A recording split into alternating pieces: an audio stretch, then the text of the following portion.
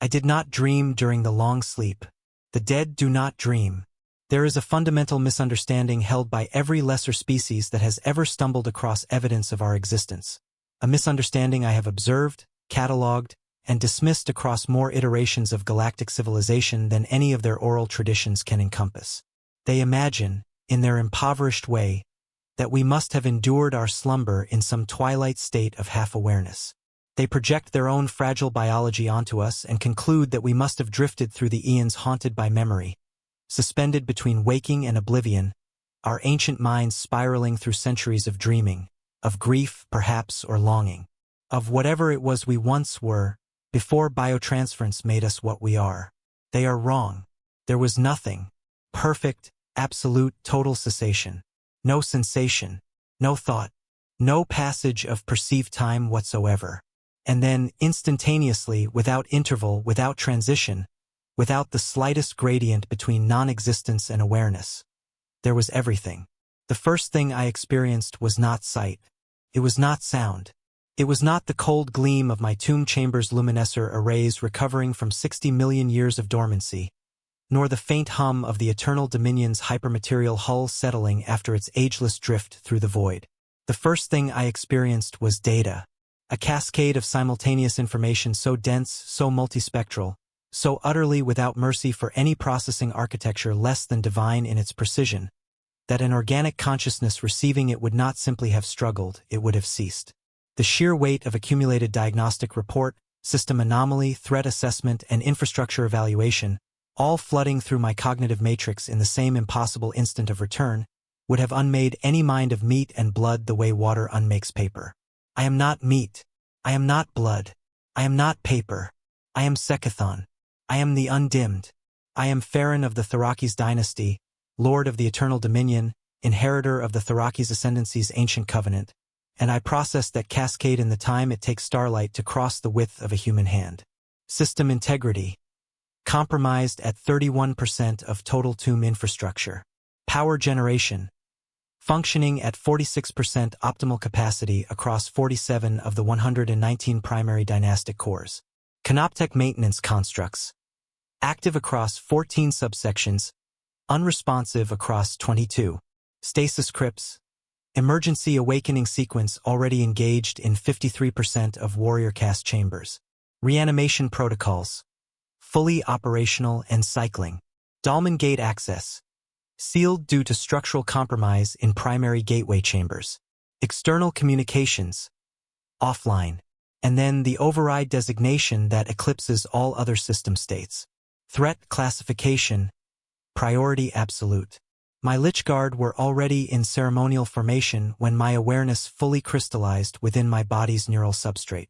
6 of them, each bearing the dispersion shield and war scythe of the Thorakis Noble Guard, arranged in the triangular formation that had protected the Farron's immediate person since before this galaxy's current species had first looked up at the stars and wondered. Their photoreceptors burned with the cold azure light of fully charged phase-state cores, scanning the chamber in automated sweeps that had never, in 60 million years, detected a threat within these walls. They had not found one this time, either, but they had found something else. The throne of eternal witness occupied the chamber's center, a monument not to comfort but to authority, rising from the floor on interlocking columns of self-repairing hypermaterial, its architecture expressing in geometric form the absolute sovereignty of the Thorakis bloodline over all that the dynasty encompassed.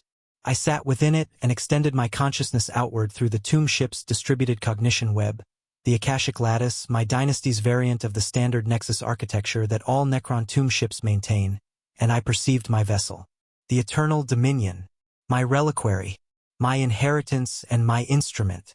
7 kilometers of ancient hypermaterial alloy, shaped by artisans whose names are recorded in dynastic archives of such antiquity that even I read them with a sense of temporal vertigo.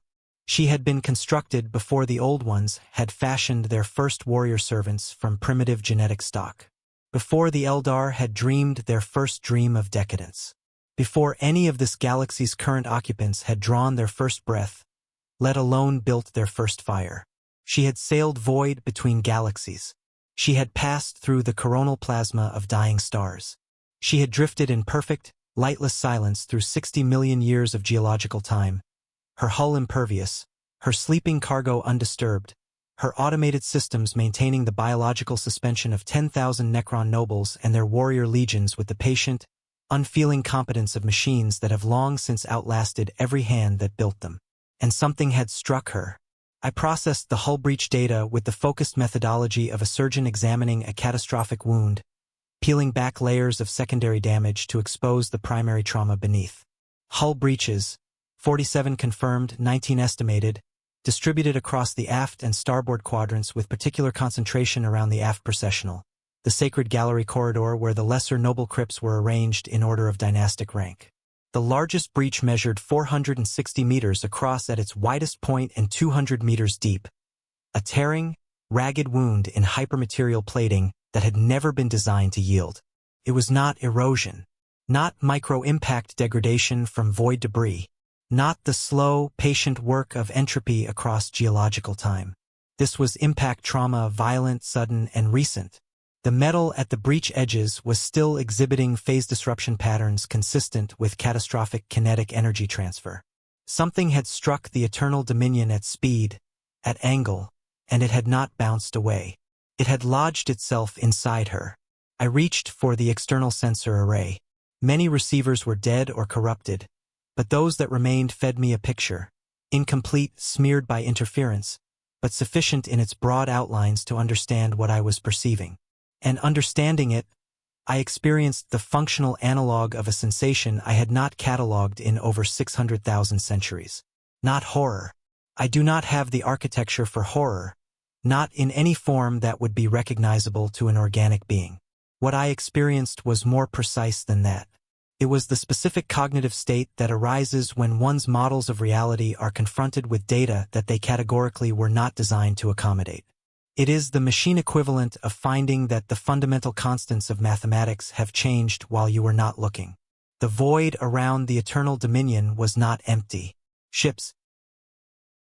An enormous, chaotic, almost incomprehensible aggregation of vessels, ranging in size from barely coherent debris masses held together by scrap metal and crude baling wire to hulking constructions the approximate mass of small moons, each one assembled with breathtaking disregard for structural efficiency from the salvaged carcasses of perhaps 100 different vessel designs from perhaps 100 different species, bolted and welded and apparently hammered together into configurations that should by any meaningful physical analysis have torn themselves apart under their own gravitational stresses at the first application of thrust. They had found the Eternal Dominion through the electromagnetic bloom of our reactivation cascade. A surge of energy across 17 spectral bands, radiating outward as our stasis cores had powered to life. We had slept for 60 million years in perfect electromagnetic silence. And in the first moments of our awakening, we had announced ourselves to anyone within receiving range. I had not modeled for this. In the corridors of the Eternal Dominion, transmitted through the ship's distributed audio monitoring architecture, there was a sound I had never catalogued in 600,000 centuries of existence. There was laughter. Deep, booming, volcanic laughter, so enormous in its physical resonance that it registered on my seismic monitoring feeds as well as my audio arrays. Laughter that rolled through sacred corridors that had known only silence for 60 million years, that echoed off hypermaterial walls inscribed with dynastic scripture, that surrounded the slowly awakening warrior castes with something they had no experiential framework for processing. Pure, animal exuberance. I had fought the old ones. I had watched Tan consume suns whole. I had witnessed civilizations rise and collapse in cycles so long that the civilizations themselves had no memory of their own origins. But I did not know what laughed in my corridors. I rose from the throne of eternal witness. I went to learn. I have a theoretician's relationship with organic biology. It is not distaste precisely, though distaste is not absent from the calculus.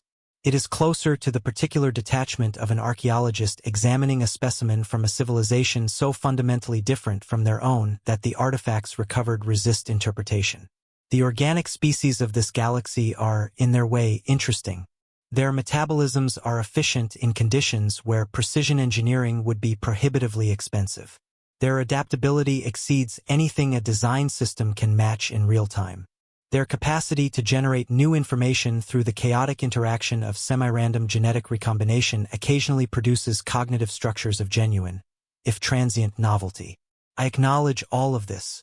What I cannot entirely account for, even with the processing power of a consciousness that has existed since before the species sun was born, is the smell. The Eternal Dominion had no olfactory monitoring systems. She had never required them. My dynasty's sensory architecture interfaces with the universe through electromagnetic radiation, gravitational gradient analysis, phase-space resonance mapping, and quantum state deviation detection. We do not smell. We have not smelled anything since the biotransference stripped that capacity from us, along with fear and hunger, and the particular sweetness of morning air that I can still access as a conceptual memory but can no longer feel as a physical reality. But even through the hull vibration sensors, through the pressure differential monitoring of the Eternal Dominion's atmosphere management systems, I received data that any organic being would have immediately processed as overwhelming olfactory information. Combustion byproducts of crude hydrocarbon fuels, fermentation process organic vapors, biological waste compounds at concentrations that suggested an almost total indifference to sanitation. And beneath all of it, the unmistakable chemical signature of fungal mycelia in active growth phase, a biological substrate so fundamentally different from the Necronter baseline that I needed to access my xenobiology archives to identify it. My archives identified it immediately. The greenskin, the Orks. Of course I knew of them. Every Necron dynasty that had awakened before us had catalogued them, these ancient bioweapons of the old ones, engineered as living war engines from the most primitive and aggressive fungal substrates in the galaxy's biological inventory. I had fought proxy engagements against their predecessors in the war in heaven, when they had been something closer to what the old ones intended: disciplined, organized, genuinely terrifying instruments of coordinated destruction. In the 60 million years since, they had apparently devolved from that engineered precision into something more difficult to categorize. They were, by all contemporary reports, a species defined entirely by conflict. Not as a cultural preference, not as a survival strategy, as a fundamental ontological imperative. A species-wide, genetically encoded drive towards perpetual violent engagement so deeply embedded in their biology that it expressed itself through every system their bodies contained. Their Waaagh field, the psychic resonance generated by large numbers of Orks in close proximity to one another, particularly when engaged in combat. A phenomenon unique in my xenobiological knowledge, the mass psychosomatic empowerment of an entire species through collective belief in their own invincibility, manifesting as genuine measurable enhancements to physical capability, structural integrity, and weapon function. I understood it academically. I had never encountered it at close range. I witnessed my first live Ork through a corridor monitoring node in the outer processional section 7, one of the long connecting thoroughfares that linked the breach site in the aft quadrant to the inner tomb galleries. The monitoring node's image resolution was degraded by the power interruptions rippling through that section of the Akashic lattice, but it was sufficient. The Ork in the corridor was large. This requires contextualization. I had calibrated my expectations against archival data describing Ork boys as averaging somewhere between 2 and 2.5 meters in height with a musculature profile several multiples that of a baseline human. The creature I was observing exceeded that average. It was closer to 3 meters of dense, gray-green muscle and bone arranged around a skeleton that appeared to have been assembled by a mad anatomist with both too many and too few of the relevant components. Its jaw was the size of a small vehicle. Its arms were approximately 1/3 of its total body length. It wore armor assembled from what appeared to be fragments of at least 4 different armor types from at least 3 different species, held together by wire and what I believe were organic adhesives, and it carried a weapon the size of a young tree that combined the general concept of a blade with the general concept of a mechanical saw in a fashion that should not, by any reasonable assessment of metallurgical science, have been functional. It was not moving with the calculated efficiency of a trained soldier. It was not advancing with the cautious reconnaissance posture of an infiltrator mapping unknown terrain. It was not even proceeding with the chaotic urgency of a raiding party pressing a time-sensitive objective. It was swaggering unhurriedly, with the specific body language of an entity that is not merely unafraid of its environment but actively contemptuous of any possibility of meaningful threat. It was examining the walls of the outer processional walls inscribed with the dynastic history of the Thoraki's lineage in hypermaterial glyphs of such intricacy that it had taken master craftsmen centuries to complete, with the expression, insofar as I could read the orc physiognomic baseline, of mild and uncritical interest. As I watched, it reached out one enormous hand and ran its knuckles along the inscribed surface. A sound like distant thunder. It made a noise, incomprehensible through my audio monitoring, but the tone was unmistakable regardless of its linguistic content. Appreciation, not reverence, not caution, not the awed silence of a creature confronting something that dwarfs its own temporal frame of reference. Appreciation, casual, immediate, almost offhand. It approved of the material, of the solidity of my walls. Behind the first orc there were others, a stream of them, filling the corridor from wall to wall, moving in the same direction with the combined momentum of something that has decided, at an organizational level that does not require or particularly want individual cognition, that it is going somewhere, and that the question of what it will find when it arrives there is entirely secondary to the experience of going. I counted them until the monitoring node's field of view was inadequate to the task. I stopped counting at 600. This was one corridor, in one section of the Eternal Dominion's outer hull complex, monitored by one node out of the thousands that still had function. I began a rapid cross-referencing of all active monitoring data across all still functional sections of the Akashic lattice. The picture that assembled itself in my consciousness was not, by any metric I cared to apply to it, a comfortable one. The Eternal Dominion had been boarded. Not in the limited, surgical sense of a strike team penetrating a specific target. In the total, encompassing sense of an infestation, thousands upon thousands of orcs spreading through my vessel's corridors with the cheerful, indiscriminate thoroughness of a biological colony establishing a new territory. They had come through the breach in the aft processional, and they had simply continued. Forward, inward, downward, along every accessible passageway, through every blast door that had not already sealed, through every blast door that had sealed and had subsequently been cut, bashed, or apparently argued open. The Eternal Dominion's warrior castes were already awakening in response to the intrusion protocols. 14,000 Necron warriors, emerging from their stasis crypts across 12 active awakening zones distributed throughout the ship. They were moving into defensive formation. They were encountering the orcs. I watched the first of those encounters through a still functional monitoring node in the Processional Annex Section 3. 22 warriors. A wall of Necrodermis and Gaussflayer, moving in formation with the perfect, unhurried authority of machines that have never known hesitation. And before them, an orc charge, perhaps 200 of the creatures, screaming with a collective vocal resonance that registered as physical vibration across my monitoring systems, throwing themselves forward with a disregard for personal survival that seemed, in the moment, almost impressive. The warriors opened fire. Gauss flares unlaced the leading orcs from reality with the cool efficiency of weapons that predate this galaxy's current epoch. 3 orcs fell in the first half-second. 5 more in the second. The charge met the warrior line, and the violence was terrible in its disproportion. Necron warriors do not slow, do not tire, do not absorb injury the way organic combatants do. They continued to fire and to strike with the same precise force application at the 43rd second of the engagement as they had at the first. The first phase of the battle was proceeding entirely as calculated. And then I noticed something. The fallen orcs were twitching. I must confess, insofar as a consciousness housed in an immortal metal body, stripped of most of what organics would recognize as emotional architecture, is capable of confession, that my first analysis of the fallen orcs' movement was incorrect.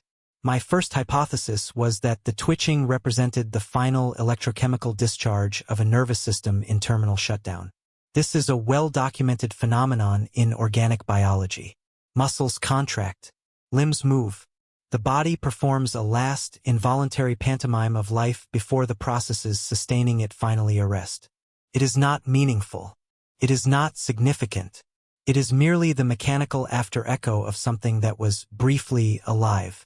I revised this hypothesis at approximately the 47th second of the engagement, when the first of the fallen orcs stood up.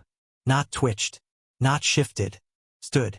Pushed itself upright from the floor of the processional annex with both hands planted, raised its massive torso, got its legs beneath it and stood. There was a wound in its chest cavity. A Gauss flare strike had unlaced the equivalent of a basketball-sized section of its thoracic structure from real space, and yet it stood.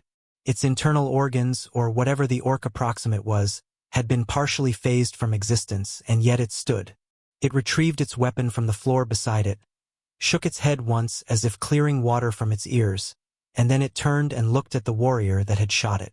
The orc appeared to consider this for approximately 3 seconds. And then it charged again. Let me state clearly, for the understanding of anyone who does not have my extensive xenobiological archives, this was not a consequence of orc physiology alone, impressive as that physiology undeniably is. Orcs are, by their engineered biology, extraordinarily resilient. Their cellular regeneration is more robust than any organic species I have catalogued. Their pain processing has been, through 60 million years of evolutionary pressure toward combat optimization, almost entirely decoupled from their behavioral response systems. They do not slow when injured. They do not retreat when wounded. They do not evaluate the ratio of physical damage to combat effectiveness and make the rational calculation that withdrawal would preserve fighting capability for a future engagement. These things are true, and I do not dismiss them. But what I witnessed in the processional annex was beyond physiology. It was the expression of something deeper in the orc biological imperative, something that the old ones had either deliberately engineered or had accidentally created through the specific combination of traits they selected for. The orc that stood up and charged again was not confused about whether it had been badly injured. It knew. I could read the physiological indicators clearly enough through my monitoring systems: elevated stress chemistry, compensatory musculature recruitment around the damaged thoracic region, altered gait pattern to accommodate the missing structural integrity. Knew it was hurt. It simply did not care, in the deep, constitutive way that something does not care when the caring mechanism itself has been deleted from its cognitive architecture. And then, as I watched, the second fallen orc stood up, and the third, and the fourth. Not all of them. 4 of the initial 13 who had gone down in that first barrage remained motionless, their damage apparently exceeding even this biology's recovery threshold. But 4 had risen, and they had returned to combat, and they were hitting harder than before. The warriors continued to perform exactly as they were designed to.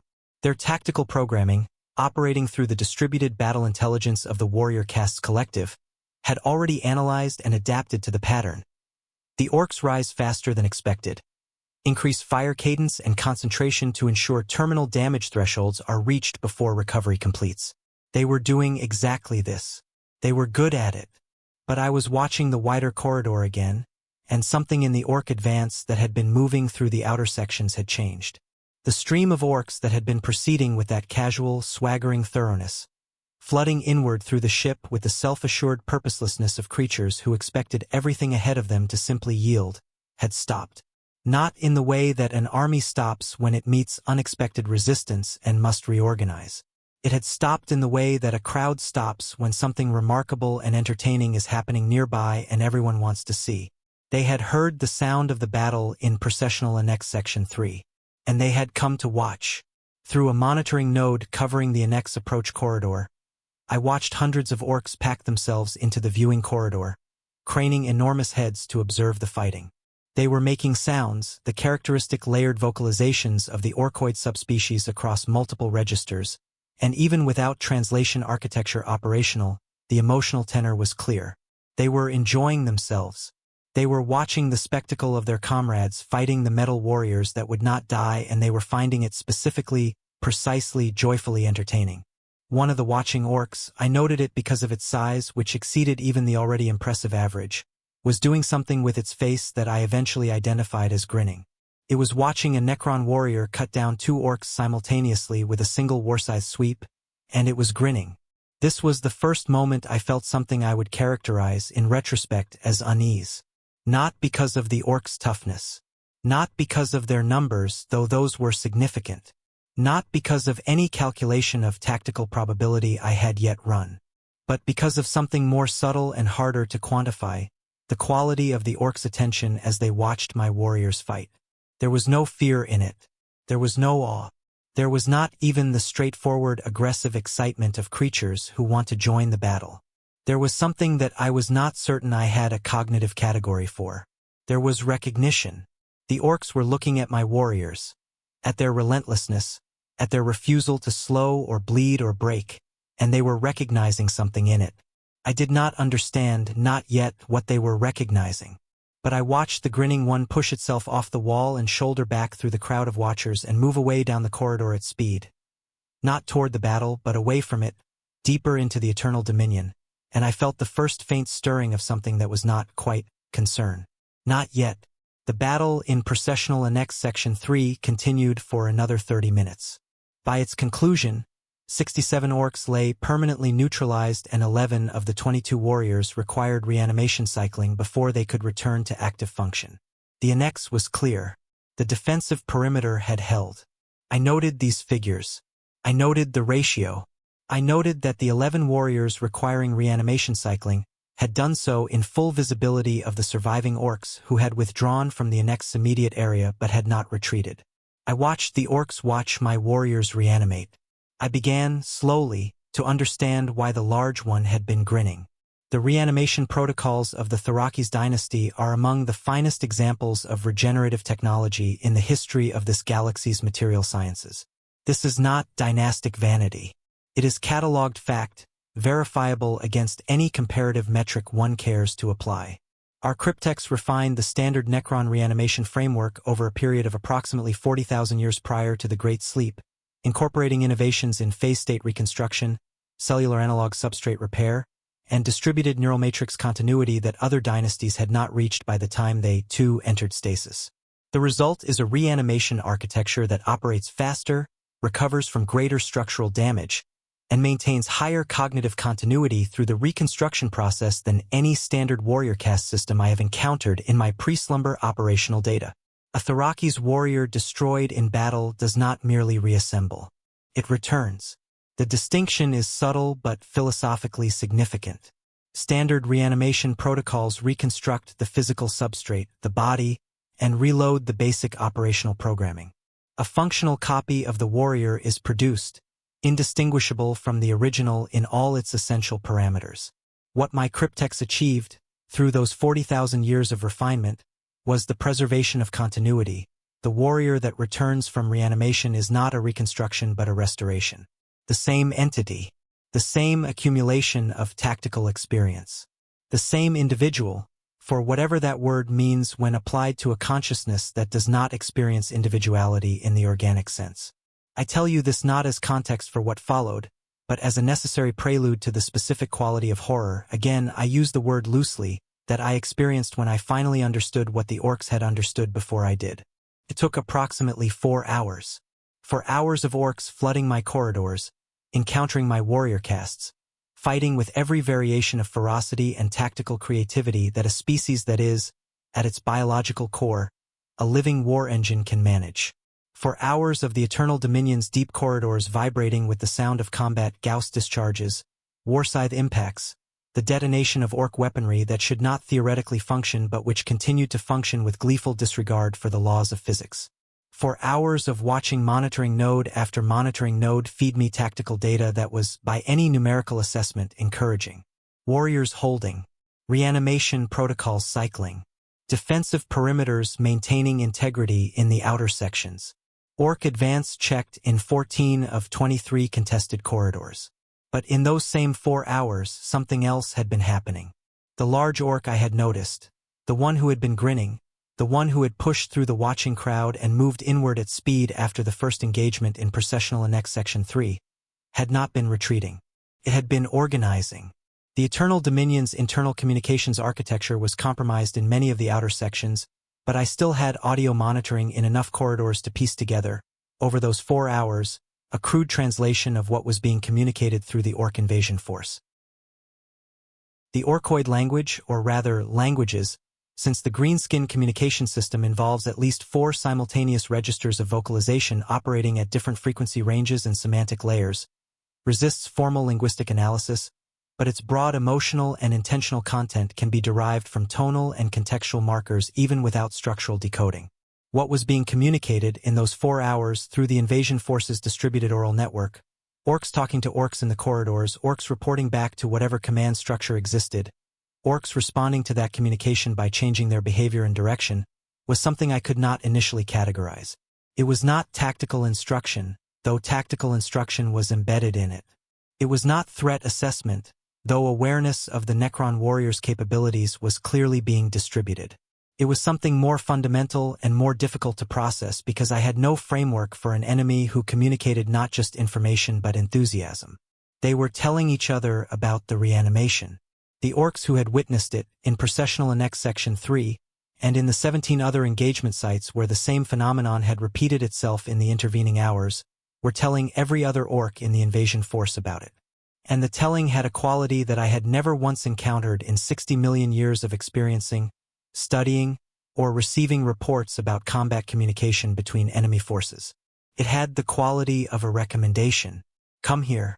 Come to this part of the ship. Come fight these particular metal warriors. Not because they are weak and can be defeated. Not because their destruction will open a strategic avenue. Because when you kill them, they get back up. Because they get back up and you get to kill them again. Because there is literally no end to the fighting here, no possibility of the battle concluding through the simple exhaustion of opponents, no ceiling on the violence that can be experienced in these corridors. Because this is, by every metric an Ork applies to the question of what constitutes a worthwhile place to be, the best possible location in the galaxy. Within 2 hours of the first reanimation being witnessed, the pattern of Ork movement through the Eternal Dominion had shifted entirely. The diffuse, exploratory advance that had been spreading through the outer sections with casual omnidirectionality contracted. It did not retreat. Nothing in the Ork behavioral architecture corresponds to the concept of retreat from a situation that contains available violence, but it reoriented. Concentrated. The Orks were moving, with increasing purposefulness, toward the heaviest concentrations of Necron warriors. They were not trying to bypass my defenses. They were not trying to find a path of least resistance into the interior. They were not behaving, in any sense I could model, like an invading force with an objective. They were behaving like an audience that has found the stage. I watched it happen with a growing sense of cognitive dissonance that I lack an adequate language for. A monitoring node in Processional Corridor 11, a secondary thoroughfare that my tactical architecture had assessed as low priority due to its distance from critical intersections, showed me 300 Orks who had, until 20 minutes earlier, been moving inward toward the still-sealed inner bulkhead doors. They had stopped. They had turned around. They were moving back toward a section of the corridor where a warrior caste unit of 41 soldiers was holding a defensive formation against a pincer assault. They had heard that the warriors there were reanimating faster than anywhere else. They were going to fight them. And when the first of those 300 reached the engagement and saw, for himself, a Necron warrior absorb a strike that should have been terminal and then begin, in full view, to reconstruct itself, when the warrior's shattered torso began knitting itself back together in the iridescent luminescence of active reanimation, the sound that Ork made was not triumph. It was not predatory excitement. It was the specific sound of recognition and pleasure that an organic being makes when the world has, unexpectedly and generously, presented them with exactly what they wanted most. It was joy. And in that moment, I understood what the Grinning One had understood 4 hours earlier when it had watched my warriors reanimate for the first time. My immortality was not a weapon against these creatures. It was an invitation. There is a property of the Waaagh field that I had known about intellectually, had catalogued, analyzed, and filed in the relevant xenopsychic phenomena classification within my archival architecture, but had never had occasion to observe at immediate range. It grows. This seems, stated in those 2 words, like a simple observation. It is not. The growth of the Waaagh field is not linear. It does not increase in proportion to the number of Orks present or the intensity of their collective emotional state at any given moment. It grows exponentially, and it feeds on itself, and it has no theoretical ceiling within any analytical framework I possess, because the mechanism that drives it, the Orks' collective certainty in their own invincibility, is strengthened by every piece of evidence that invincibility provides. The Orks were growing stronger. I could measure it. The Akashic Lattice's distributed sensor architecture, even compromised as it was, had sufficient xenopsychic resonance monitoring capability to give me readings of the ambient Waaagh field intensity throughout the Eternal Dominion's accessible sections. Those readings over the first 12 hours of the invasion described a curve, a rising, accelerating curve that I projected forward with increasing unease. In the first hour, ambient Waaagh Field intensity within the outer sections had been approximately 312% above baseline 0, the expected figure for a large Ork force in transit between engagements. Elevated but unremarkable. By the 6th hour, it was 947% above baseline. By the 12th, it was 2,300%. I modeled the projection forward. I did not like what the model showed me. The physical effects were already becoming apparent in a way that exceeded my initial tactical parameters. Ork boys who had been operating at the upper margin of their individual capability profiles at the start of the invasion were now, 12 hours in, performing consistently beyond those margins. The crude projectile weapons they carried, devices that my xenotechnical analysis had assessed as barely functional on the basis of their material science and assembly quality, were firing with greater velocity, greater accuracy, and greater penetration than their specifications should have permitted. An Ork slugger round had, according to my monitoring data, penetrated the phase-reinforced chest plating of an immortal unit in Corridor 7. That round should not have been able to do that. The material science did not support it. And yet, the monitoring data was unambiguous. The Orks were believing their weapons into being better, and the weapons were responding. This is the aspect of Waaagh. Field physics that I had always, in my academic encounters with the concept, found most philosophically difficult to accommodate within a coherent model of reality. Necron technology operates on absolute material principles. Hypermaterial alloys have defined stress tolerances. Gauss flare projectors generate fields of precisely calculable intensity. Phase-state dynamics obey rigorous mathematical laws. Our world is, at every level, a world of fixed properties and predictable outcomes. The idea that belief, collective, unexamined, biologically driven belief, can alter material properties is not merely counterintuitive. It is, to a consciousness built on the premise that reality is fundamentally ordered and amenable to complete description, offensive. And yet the slugger round was in the Immortal's chestplate where the Immortal's chestplate should not have let it go. I escalated the defensive response. The first escalation was the activation of the Eternal Dominion's secondary warrior caste stasis chambers I had initially held in reserve, calculating that the outer section's warrior contingent would be sufficient to contain the intrusion without requiring the deeper reserves. This calculation had been based on a tactical model that assumed Ork behavior would, broadly, conform to the engagement patterns documented in the post-Great Sleep dynastic encounter logs that other awakened dynasties had transmitted through the scarce remaining interdynastic communication channels. Those logs described Ork engagements as large, noisy, destructive, and ultimately attritional. The Orks would fight until they won or were so comprehensively destroyed that even their constitutive refusal to acknowledge defeat could not sustain further offensive action. My tactical model had not accounted for the possibility that the Eternal Dominion's reanimation protocols would function as a perpetual combat stimulus rather than a defensive mechanism. The secondary warrior castes awakened in Chambers 14 through 27, 3,000 additional warriors, immortal grade and above, with heavier weapons and greater individual resilience than the standard warrior caste units that formed the outer defensive perimeter. They moved into position in the midsections of the Eternal Dominion with the disciplined efficiency of military architecture that has not forgotten, despite 60 million years of dormancy, why it was built. Within 40 minutes, the Orks knew about them. I do not know the mechanism of this intelligence distribution. I do not know whether it was visual, scout types observing the awakening chambers and reporting back, or acoustic, the sound of the new warriors moving through corridors propagating further than I had calculated, or whether the Waaagh field itself provides some kind of collective informational substrate, some psycho-adjacent mechanism for propagating the awareness of combat opportunity through the invasion force as a whole. Perhaps all three. What I know is the outcome. Within 40 minutes of the secondary warrior castes entering the midsection corridors, the Ork advance had reoriented again. It was flowing toward them. Not cautiously, not tactically, with enthusiasm. Through the monitoring nodes in the midsection approaches, I watched the Orks arrive at the immortal formations with the giddy, barely contained energy of creatures who have been told that what lies ahead is not a threat to be overcome but a pleasure to be experienced. They came in waves that were not really tactical waves. They were not timed, not coordinated, not organized to exploit the particular weaknesses of the immortal formation's defensive geometry.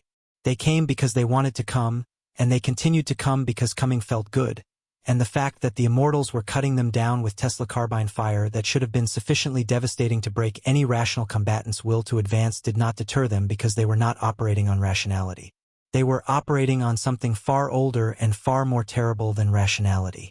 They were operating on joy. And more of them were coming. Through the hull breaches in the aft quadrant. Still gaping, still open to the void, accessible from the Ork fleet by boarding torpedo and grapple line and what appeared to be simply jumping across in void suits of varying levels of functionality. A continuous flow of new Orks was entering the Eternal Dominion. Word had spread beyond the invasion force already aboard. The fleet knew. The fleet was responding. The fleet was sending more. I ran the population projection model again. Then I ran it again with updated intake rate figures from the breach site monitoring. Then I ran it a third time because the results of the second run had returned figures I was not prepared to credit without verification. The first run had projected eventual Ork population within the Eternal Dominion stabilizing at approximately 40,000, based on the apparent size of the attacking fleet. The second run, with updated data, revised that figure to 80,000. The third run returned a figure with an error margin so wide it was effectively a statement of analytical failure. Somewhere between 100,000 and 160,000 Orks, with intake rate still climbing. The fleet was not the same fleet that had found us 12 hours ago. It had called for reinforcements. Other Waaaghs. In the surrounding void, drawn first by the electromagnetic bloom of our reactivation, now by the specific resonance of an active Waaagh. Field of this magnitude radiating through space were converging. They were calling their friends. The inner sections of the Eternal Dominion were not designed to be defended against an internal threat. This seems, stated plainly, like a significant tactical oversight. It is not. It is the consequence of a design philosophy that was, at the time of the Eternal Dominion's construction, entirely rational. The outer hull and its associated defensive systems were designed to prevent any external force from breaching the vessel's interior. The inner sections, the Noble Crypt galleries, the Tesseract vault complexes, the Nexus chambers, the Great Archive, were designed under the assumption that anything reaching them had first overcome the outer defenses, at which point the secondary consideration was the preservation of the most irreplaceable elements of the dynasty. The architecture of the inner sections prioritizes concealment, compartmentalization, and selective self-destruction over active defense. If the outer hull fell, the inner sanctums were designed to become tombs within the tomb, sealed, impenetrable, capable of outlasting whatever had breached the outer sections through sheer architectural passivity. This design philosophy had one critical flaw. It assumed the outer hull would be breached from outside, and that the threat would originate externally. It did not contemplate the possibility that the threat would enter through the outer hull and then exist within the ship, that the inner sections would need to be defended not as a final redoubt but as a live operational perimeter against an enemy that was already inside. By hour 18 of the Ork invasion, the outer sections of the Eternal Dominion were effectively lost. I say this without drama, though the statement deserves it. The outer warrior caste formations were still functioning. They were still holding their defensive positions. They were still killing Orks in numbers that, by any rational accounting, should have depleted the invading force's combat capability long ago. But the Orks were not depleting. They were, by every available metric, intensifying, their individual combat performance elevated by the accumulated Waaagh. Field resonance to levels that were beginning to visibly strain the immortal-grade units in the midsections, and their population within the outer corridors was increasing faster than the rate at which the warrior castes could achieve terminal neutralization. We were, to use the brutal arithmetic of it, losing ground. Not catastrophically. Not yet. The inner bulkhead doors, the heavy, phase-reinforced barriers that separated the outer sections from the midsections, and the midsections from the inner galleries were holding. But holding requires maintenance. It requires continuous application of defensive force against continuous applied pressure, and the force I could apply was fixed by the number of warriors I had available, while the pressure being applied against me was drawing from a reserve that was, by all apparent evidence, not limited. I awakened the Lich Guard. The Lich Guard are not warriors. This distinction requires explanation. The Eternal Dominion's warrior castes, the standard infantry and the immortal-grade heavy units, are soldiers. They are designed and built and optimized for the sustained application of military force across extended operational time periods. They are excellent at what they do. The Lich Guard are something else. They are instruments of absolute finality. Each one represents a concentration of combat engineering that the warrior castes cannot approach individually. A single Lich Guard unit, fully operational, is the equivalent of perhaps 20 standard warriors in terms of individual combat contribution. Not because of superior weaponry, though the weaponry is unquestionably superior, but because of the way they fight. The warrior castes apply force with consistency. The Lich Guard apply it with devastation. They are designed for specific terminal engagements, not the grinding attrition of holding a corridor against an orc tide, but the decisive, near-instant destruction of whatever is found in front of them. I sent 60 of them to the primary midsection approach corridors. The effect was immediate and, for a brief period, gratifying. The monitoring nodes in those corridors showed the Lich Guard cutting through the orc advance with an efficiency that reduced the engagement duration to seconds per engagement cycle. Orcs that had been surviving multiple warrior caste strikes were not surviving Lich Guard strikes. The phase disruptor blades and hyperphase swords were achieving terminal neutralization consistently, without the partial damage recovery cycling that the standard Gauss weaponry had been subject to as the Waaagh field pushed orc biology beyond its baseline resilience thresholds. For approximately 90 minutes, the midsection approach corridors were cleared and held. And then the orcs that had survived the Lich Guard's initial advance, those who had been at the rear of the charge, who had watched from the monitoring node's field of view with visible and vociferous engagement, who had seen their fellow orcs destroyed in ways that were, apparently, qualitatively different from anything else they had encountered in the Eternal Dominion, began doing something I had not predicted. They began communicating it. With evident enthusiasm. The Lich Guard had become, in orc terms, a new and superior attraction. Whatever the orc communication system transmitted about the encounter, it was sufficiently compelling that within 40 minutes of the first Lich Guard engagement, the approach corridors were again full, not with the orcs who had been there before, but with new arrivals fresh from the breach points, who had apparently heard something so extraordinary about what lay in this particular part of the ship that they had left other engagements to come here specifically. They wanted to fight the Lich Guard. The Lich Guard were extraordinarily good at killing orcs. This was not in question. They continued to be extraordinarily good at killing orcs for the next 6 hours, reducing the orc population in the midsection approaches continuously and comprehensively. But the orcs kept coming, and they kept coming faster than the Lich Guard could achieve terminal neutralization, and the Waaagh field in the approach corridors, concentrated by the sheer density of orcs fighting in a confined space against opponents that were visibly and impressively more dangerous than anything they'd encountered, was now measuring at levels that my sensors had not been calibrated to record without saturating. At hour 24, the Lich Guard in Corridor 7 West went silent. Not defeated. Not destroyed. Lich Guard cannot be destroyed by anything the orcs were currently employing. Silenced. The monitoring node in Corridor 7 West was simply no longer returning data, and the Lich Guard formation's distributed combat data feed had gone dark.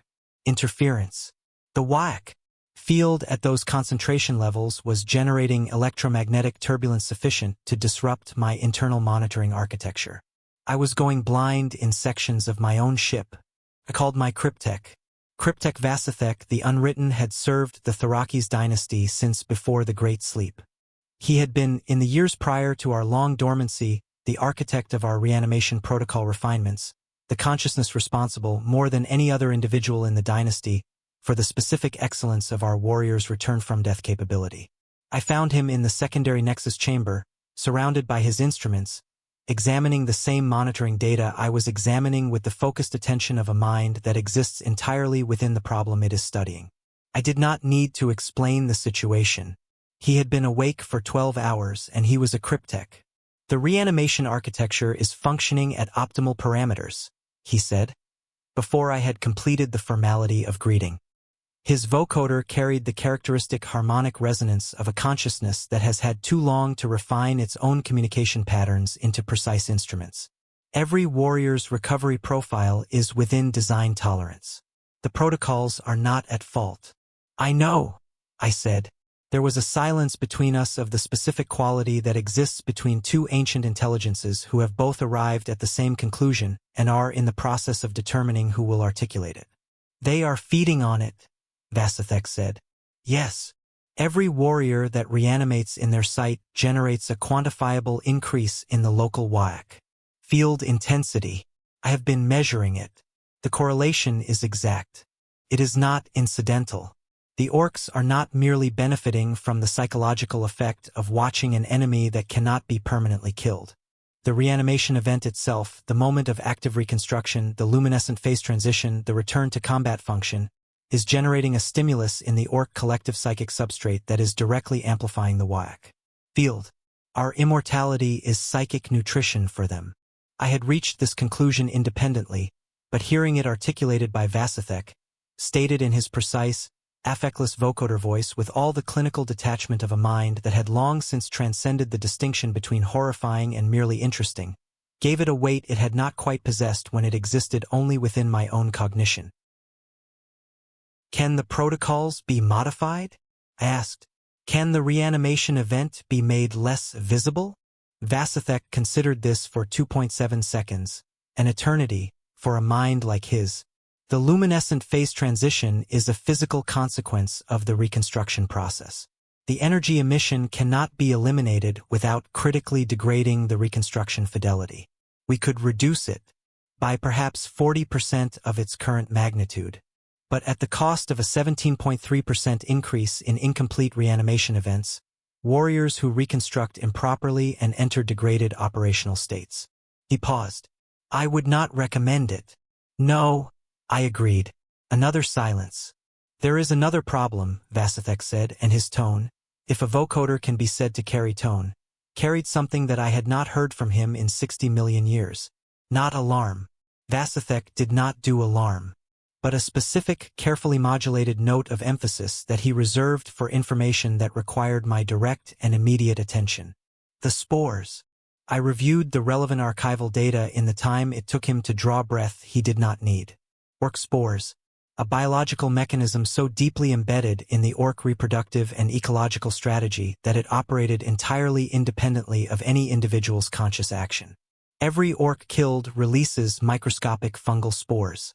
Those spores, in suitable conditions, generate new orkoid organisms, Gretchen first, then boys, then, given sufficient time and biomass, larger and more powerful specimens. The process takes months to years for full-grown Ork warriors to emerge, but the spores themselves are released instantaneously at the moment of death and require only basic organic substrate and atmospheric conditions to begin growing. The Eternal Dominion's inner sections maintained an atmospheric environment for the preservation of organic components in certain canoptech systems. The outer sections are already colonized, Waaagh said. My canoptech scarabs have detected active spore growth in 47% of the outer corridor floors. Some clusters are already visibly developed. He brought up the relevant monitoring data on the chamber's display architecture. If this continues at the current rate, we will have an additional Ork population that we cannot attribute to the invasion force within 2 months. One that has originated within the vessel. One that is, in a specific technical sense, aboard the Eternal Dominion because of our own warriors killing their warriors. I looked at the data. I looked at it for a long time. There is a specific quality to the realization that a fundamental tenet of your operational philosophy is catastrophically wrong in the current context. I have experienced it before, in the War in Heaven, on rare occasions when the ancient battlefield generated configurations that neither my training nor my experience had prepared me to encounter. The sensation is not quite failure. It is more precise and more permanent than failure. Failure implies that a different execution of the same approach would have succeeded. What I was experiencing was the recognition that the approach itself was the problem, that the architecture of my response, rooted in assumptions that were entirely valid in every context I had ever operated in before, was here, in this particular situation, against this particular enemy, generating outcomes that served the enemy's interests more effectively than my own. We could not win through attrition. This was the central, irreducible truth. Every strategy available to the Necrons was, at its foundation, a strategy of attrition. Outlast the enemy. Absorb more damage than can be inflicted. Present an enemy with a force that cannot be depleted, cannot be broken, cannot be frightened, and wait for the mathematics of irrecoverable loss to erode their capacity for continued engagement. Against humans, this works. Against Tau, this works. Against Tyranids, this works eventually if the engagement scale is contained. Against the Eldar, it works at immense cost. Against the Orks, the strategy does not merely fail to work. It actively reverses. Our immortality made us more killable, in the specific sense that it made the Orks more powerful each time they killed us. Our resilience made the battle better, and a better battle made the Orks better at fighting it. Our numbers, vast as they were being matched by an enemy whose numbers increased through the mechanism of dying, whose spores colonized the very corridors our warriors held. The Eternal Dominion's intersections could not be defended through any application of the tools I had available. I needed a different tool. I spent 3 hours in the Great Archive. There is a particular quality to knowledge that has been preserved without interruption for 60 million years in an environment of perfect physical stability, recorded on media that does not degrade, curated by automated archival systems that have never once failed in their designated function. It has a weight to it, not physical weight but epistemic weight. The weight of comprehensiveness. Of a record so complete that the absence of information about a given topic is itself a form of information. If the archive does not contain it, it did not happen, or it happened in a form so ephemeral and impermanent that no record survived the 60 million years of intervening time. The archive contained very little on the Orks from a pre-Great Sleep perspective, because the Orks as they existed in the current galaxy, the devolved, ungoverned, explosive remnants of the Old One's engineered weapon species, had not existed in their current form at the time the archive's primary collection was assembled. What it contained, instead, were the records of their predecessors. The Krork, as the Old Ones called them. The original designed weapon. Disciplined, intelligent, genuinely terrifying in a way that the current Orks, for all their excess, were not. But there was also this, in the archive's xenopsychic research sections, the theoretical work done by Thraki's cryptex in the years before the Great Sleep, studying the then-emerging Ork biology as the race began its long devolution from the Krork template. There was a single file. A single research document, authored by a cryptech whose designation I did not immediately recognize, whose conclusions had been filed and archived and apparently never revisited in the thousands of years between its creation and the beginning of the Great Sleep. It was titled, in the formal notation of pre-Great Sleep Thraki's academic practice, On the Theoretical Vulnerability of the Waaagh. Field to the Cessation of Combat Stimulus. I read it in approximately 4 seconds. Then I read it again, more carefully, examining not just its conclusions but the reasoning architecture behind them, looking for the flaw, looking for the place where the argument broke down, looking for the reason why this document had been filed and never acted upon. I found the reason. The conclusions were theoretically valid. The reasoning was sound. The underlying model of Waaagh. Field dynamics was consistent with everything I had observed in the preceding 24 hours. The vulnerability the document described was real. The Ork Waaagh field, as a psychic phenomenon generated by collective belief in invincibility reinforced by continuous combat success, had an Achilles heel. It did not merely require combat to sustain itself. It required victory. Not overwhelming, decisive victory. Orks did not require that. But some meaningful proportion of combat outcomes needed to be victories, by Ork standards, for the field to maintain its accelerating growth curve. If that proportion fell below a certain threshold, if the Orks were, in the Ork cognitive framework, not winning, the field would not merely stop growing. It would reverse. It would contract. The Orks would still be dangerous, still be physically formidable, still be individually combat capable. But the supernatural enhancement of the Waaagh field, the weapon amplification, the beyond baseline physical enhancement, the self-reinforcing morale would diminish. The reason the document had been filed and never acted upon was also there, in the final paragraph. Precisely stated, with the characteristic Thraki's cryptech combination of technical clarity and philosophical resignation. The identified vulnerability is theoretically exploitable but operationally inaccessible through conventional Necron military doctrine, as the conditions required to deny the Ork force sufficient combat success to sustain Waaagh. Field growth require the complete withdrawal of Necron combat forces from all contested spaces and the denial of all reanimation events from Ork observation. In practical terms, the Orks must not be allowed to win against visible Necron forces, or to observe Necron immortality directly, as these conditions cannot be met while simultaneously defending the relevant strategic assets. The vulnerability cannot be exploited through available means. In other words, to starve the Waaagh field, I would have to stop fighting, in the middle of my own ship, against an enemy that was already inside my walls. I closed the archive file and remained in the Great Archive for a further 3 hours, not because I needed more information but because the decision I was developing required the specific quality of space that the archive provided, the sense of operating within a frame of reference that was not the immediate, pressing chaos of the Ork invasion, but the vast, patient timescale of 60 million years of continuous dynastic thought. I was not going to stop fighting. I was going to change what I was fighting for. The Eternal Dominion was a vessel of 60 million years of history. She carried, within her inner sanctums, the Great Archive itself, the stasis crypts of the Thraki's nobility, the tesseract vaults containing 3 bound tan shards, and the dolmen gate through which my dynasty had, on the morning of the Great Sleep, entered the path of void transit that had kept us hidden until our reactivation cascade had announced us to the galaxy. She carried, in short, everything I could not replace. I was going to abandon much of the rest.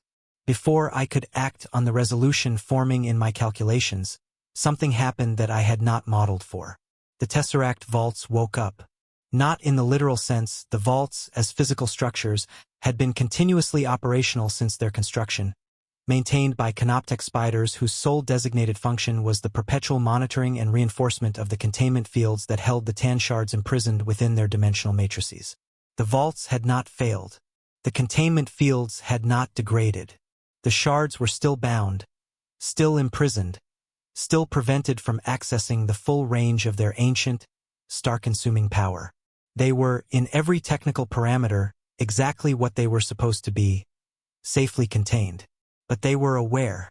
This is the aspect of tan shard imprisonment that no technical specification adequately captures. The shards are not inert. They are not unconscious. They are not, in any sense that the word prisoner fails to convey, passive. They are fragments of consciousness that existed before any recognizable form of life had arisen in this galaxy. Beings of such fundamental otherness that even the Necron mind, ancient and incomprehensible as it is by the standards of most species in the current epoch, cannot fully model their inner experience. They are aware of their imprisonment. They are aware of the passage of time. They are aware, in ways that transcend the normal sensory architecture of physical perception, of the psychic environment surrounding their vaults. And what the 3 shards imprisoned within the Eternal Dominion's tesseract vaults were aware of, what they had been increasingly aware of for the past 24 hours, was the Waaagh.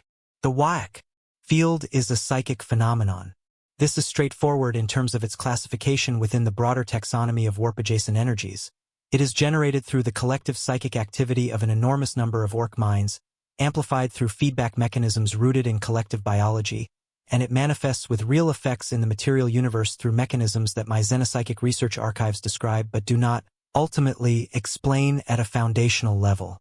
It is, in the language of the post-Great Sleep understanding of warp phenomena, a psychic emanation of significant and escalating power. Tan are, among the small number of things we know about them with genuine certainty, sensitive to psychic energy in a way that is not sensitivity at all but something closer to appetite. The shards were responding to the Waaagh. I received the first alert from the canoptech spiders maintaining Vault 1, a subtle but unmistakable deviation in the containment field harmonics, a resonance perturbation that was not the random degradation of an aging system but the specific signature of a contained entity exerting pressure against its boundaries. Vault 1's shard, the smallest of the 3, a fragment of the entity we had named the Deceiver, was pressing. Not hard enough to threaten the containment. Not yet. But the pressure was directional, not the omnidirectional agitation of an imprisoned consciousness seeking any exit, but a focused, purposive pressure toward the outer sections of the ship, toward the Orks, toward the Waaagh field. It was hungry, and Vaults 2 and 3 were beginning to show the same resonance signature. I communicated the situation to Vasithek in approximately 2 seconds of compressed data transmission. His response took 3 seconds. Long. For him. Before he said, simply, "How long?" At current Waaagh field growth rate and current containment field stability. Vault 1 fails in approximately 9 hours. Vaults 2 and 3 within 2 hours of that.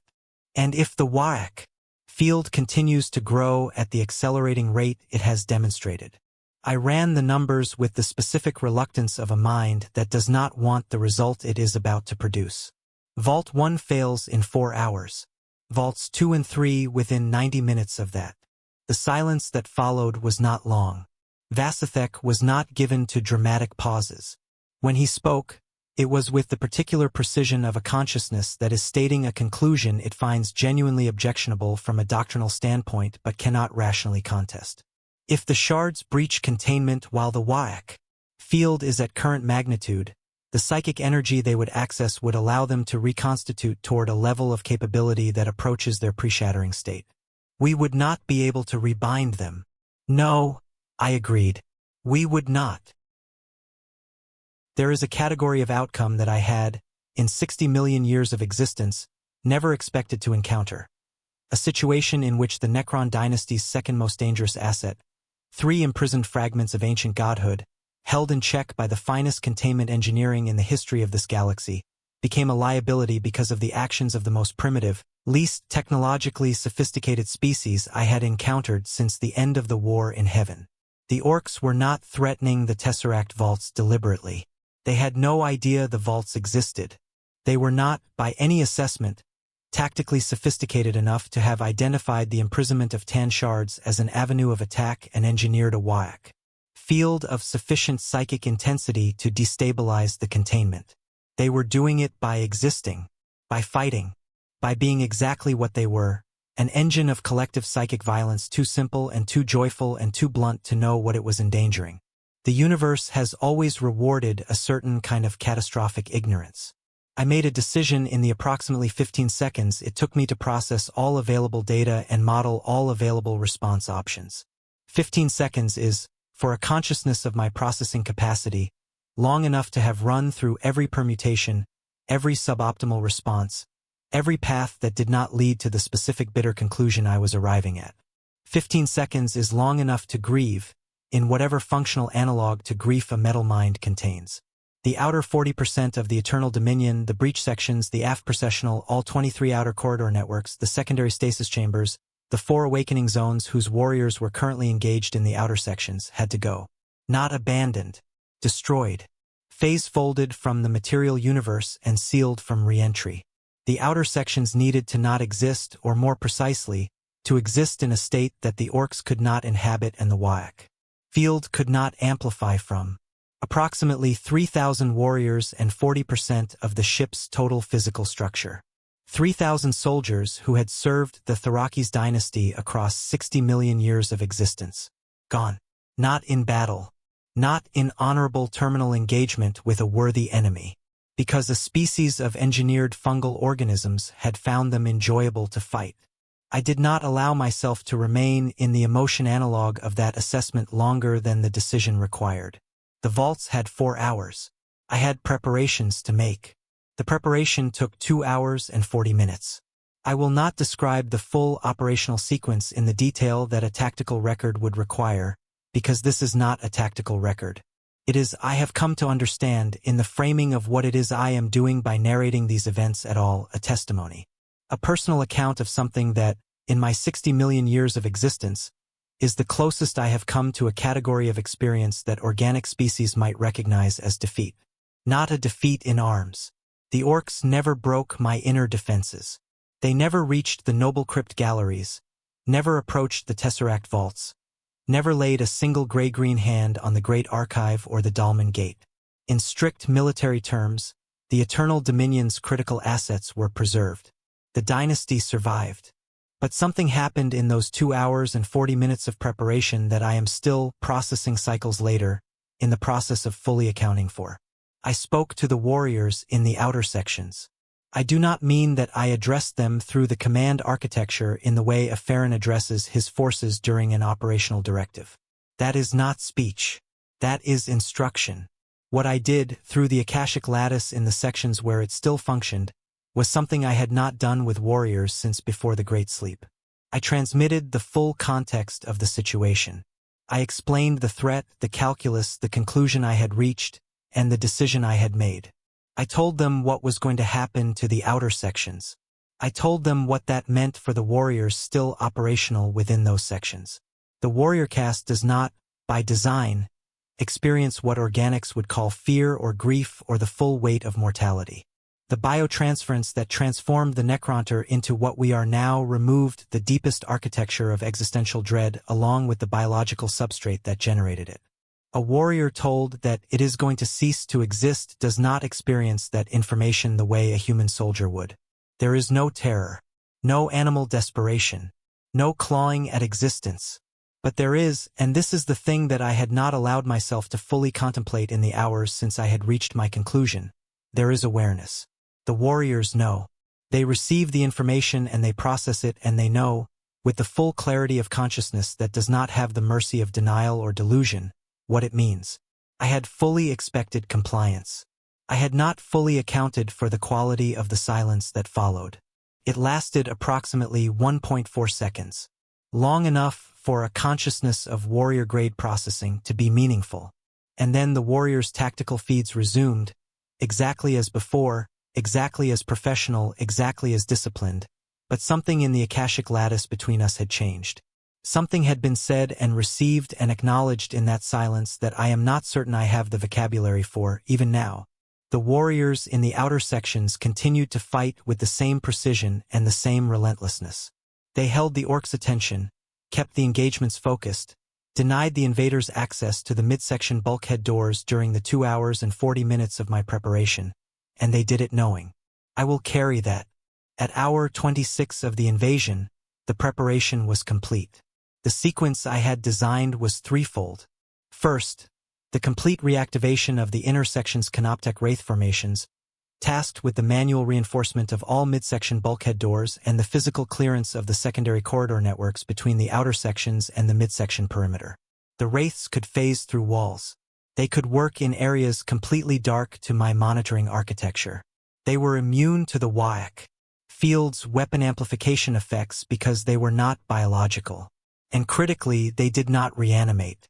They did not trigger the Waaagh response in the way that warriors did because the Orks did not recognize them in the cognitive framework that drove the Waaagh field's combat enthusiasm mechanism as the same kind of opponent.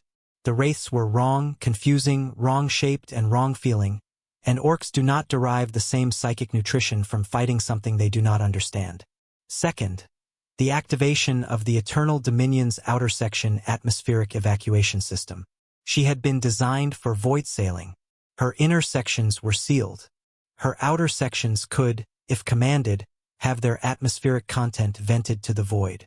I had avoided doing this until now because the warrior castes required a nominal atmospheric environment to function optimally, and because the abrupt atmospheric shift would have triggered emergency seal responses in the Ork void suits. But with the outer section warrior castes standing down and the bulkhead doors sealed, atmospheric evacuation would not harm critical assets, and it would harm the Ork biology. The Orks wore void suits of varying quality. Some would survive. Many would not. More importantly, the spore growth in the outer corridors would be arrested. The future Ork population problem, addressed with the bluntness of hard vacuum. Third, the phase fold. The Eternal Dominion's hypermaterial architecture, at its deepest engineering layer, contained a capability that I had never in my existence been required to use. It had been included in her design specifications as an absolute last resort, a mechanism by which specific sections of the ship could be folded out of normal space and into a dimensional adjacency state, neither fully existing nor fully not existing, until the fold could be reversed. The sections thus folded would, from the material universe's perspective, cease to be. They would not explode. They would not leave debris. They would simply become absent, a void in the ship's structure, sealed at the fold boundaries by the impenetrable geometry of phase space itself. The 3,000 warriors in the outer sections were already in the fold sequence. They would not be destroyed. They would be preserved indefinitely in the folded state, a contingency that I had built into the sequence the moment it became technically possible, because a Farron does not destroy what can be preserved, even at terrible cost to the timeline of its recovery. But they would be inaccessible, unreachable, cut off. And the Waaagh field, denied its combat stimulus, denied the sight of the reanimating warriors that had been feeding its exponential growth, confronted with the experience of its beloved battlefield simply ceasing to exist beneath its feet. would begin to diminish. I initiated the sequence. The atmospheric evacuation was first. I heard, through the sections of the Akashic lattice still connected to outer audio monitoring, the sound change. The deep, omnipresent bass line of the Waaagh field, that physical resonance that had been registering on my seismic monitoring feeds for 24 hours, faltered. The Orks in the outer sections were suddenly dealing with emergency atmospheric conditions. The fighting paused. The sound of it, that endless, joyful, terrible sound, became something else.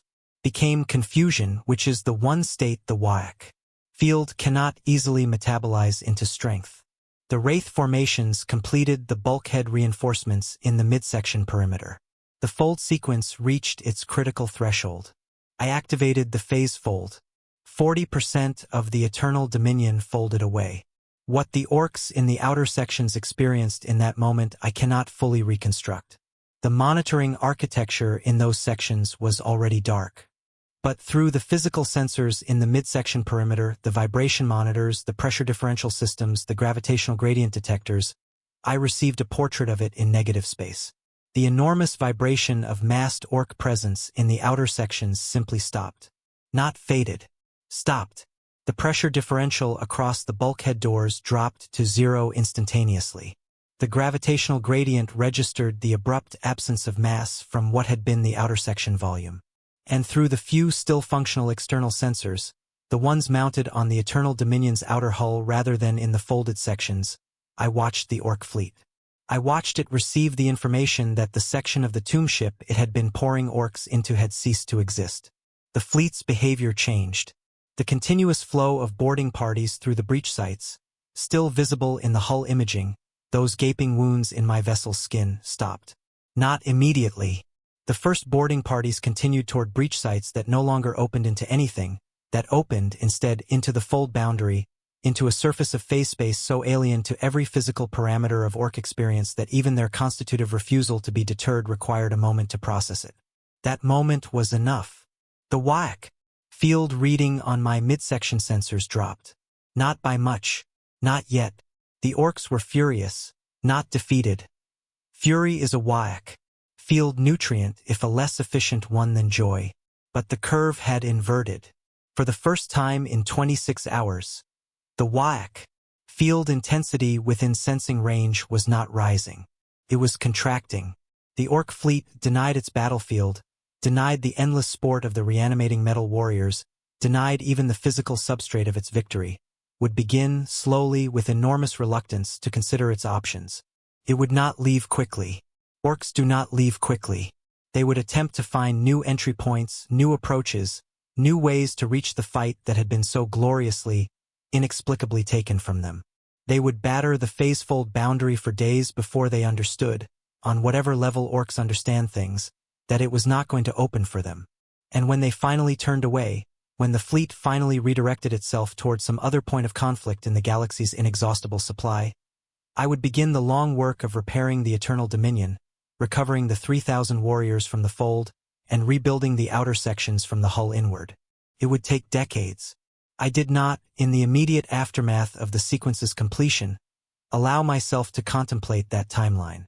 I stood in the secondary nexus chamber and I looked at the monitoring data, the falling Waaagh field curve, the intact Tesseract vault containment readings, the sealed and stable midsection perimeter, the living Akashic lattice of the inner sections, the preserved and breathing heart of the Eternal Dominion, and I did something I have very rarely done in 60 million years. I remained still, in silence, for a long time, not in contemplation, not in planning, in something that does not quite have a name in the Necronter language or in the cognitive architecture of whatever the Necronter became after biotransference, something between accounting and acknowledgement, a reckoning with the full weight of what had just happened. I have not achieved victory today. I want to be precise about this, because the Thorakis dynasty's dynastic records will eventually require an account of this engagement, and a Farron's account must be accurate even when accuracy is uncomfortable. I preserved the critical assets of the Eternal Dominion. I preserved the nobility in stasis. I preserved the archive, the vaults, the gate. By the narrow definition of military objectives, I succeeded in what mattered most. But I did not defeat the Orks. I did not drive them from the field. I did not demonstrate to them, through overwhelming force or superior strategy, that the Thraki's dynasty is not a thing that Orks board with impunity.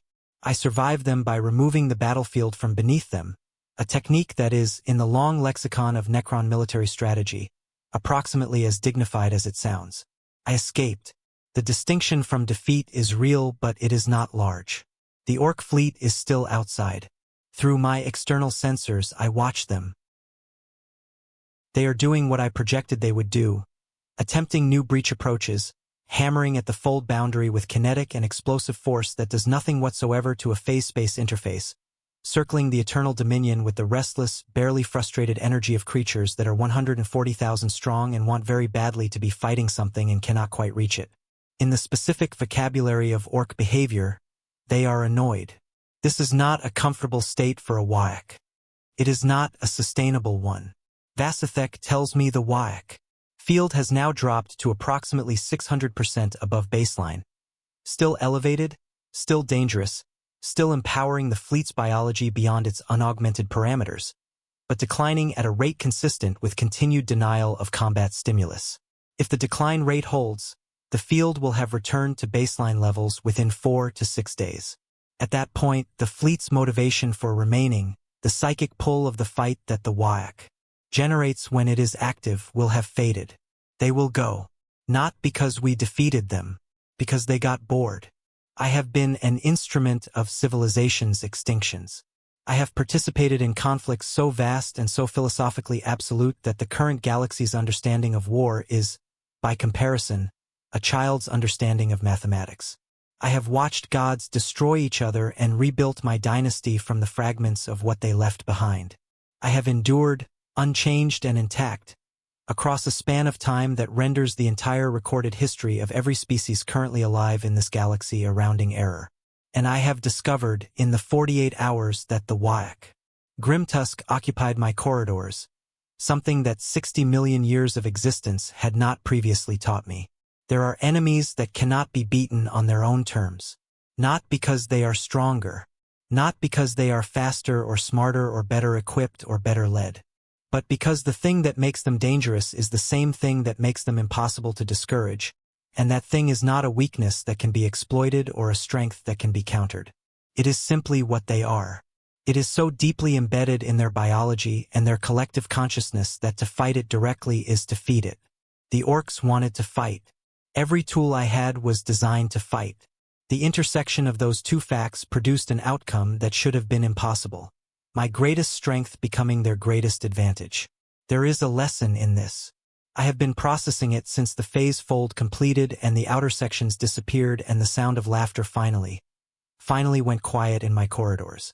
The lesson is not tactical. It is not a lesson about force disposition or defensive architecture or the specific psychic dynamics of Waaagh field amplification through reanimation event stimulus. Those are components of the lesson, but they are not the lesson itself. The lesson is this: there are things in this galaxy that were not made to be fought. They were made to fight, and the galaxy in 60 million years has not changed that, has not moderated it, has not channeled it into something productive or redirected it into something that can be accommodated within a framework of civilized interaction. The Orks existed before the Great Sleep in a different form, and they exist now in this form, and they will exist in 60 million more years in some form, because whatever it is that they are, the universe continues to want it, continues to require it, continues to sustain it with a patience and a consistency that should be philosophically disturbing to every other intelligence in the galaxy. I think about the Necronter, about what we were before the biotransference. Mortal, suffering, brilliant, brief. We fought the old ones because we wanted to live forever, and we became forever, and in becoming forever, we lost most of what had made us want to live.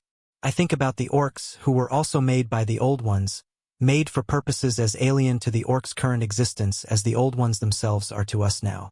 Made to fight a war that ended 60 million years ago. Still fighting, not because the war persists, but because the fighting is all they are, all they need, all they constitute. They are the old ones' most successful and most tragic creation. A species so perfectly adapted to its purpose that the obsolescence of the purpose has not touched them. In this, we are perhaps not as different as I would like. The eternal dominion drifts in the void, wounded. 40% absence where 40% of her once was. The breach wounds in her hull will require decades of canoptech restoration. The spore contamination in the sections I did not fold, the midsection corridors where Ork biology has already begun its patient, mindless colonization, will require systematic biological clearance that my cryptex estimate at 4 to 8 months of continuous operation.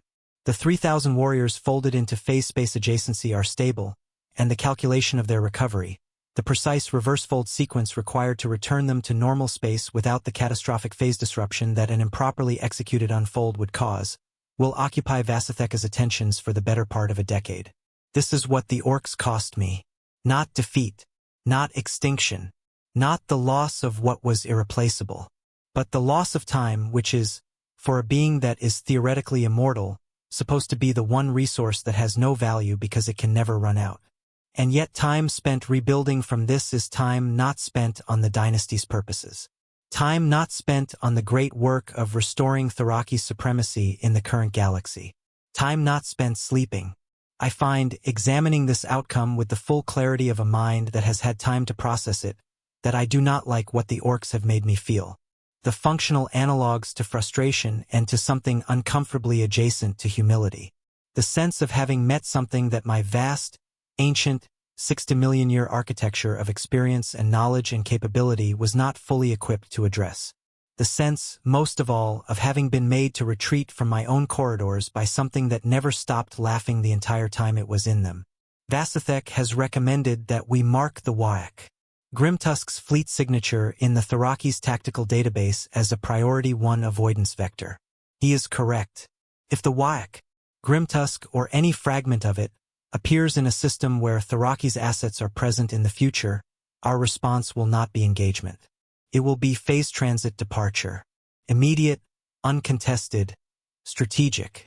He did not comment on whether this constituted wisdom or merely pragmatism. I did not ask him. The Ork fleet remains outside. The laughter has quieted. Not gone. In the void beyond the hull, I can still read the Waaagh, field signature on my sensors, still feel its resonance even through phase space. But it is diminishing. 3 more days, perhaps 4. Then they will go. And the eternal dominion will be alone again, as she was designed to be. Drifting in the void between stars, carrying her sleeping cargo through the dark of a galaxy that is 60 million years after we last walked it, still full of things we did not design and cannot fully predict and will not ever entirely understand. The long sleep waits, but not yet. First, I have a ship to rebuild.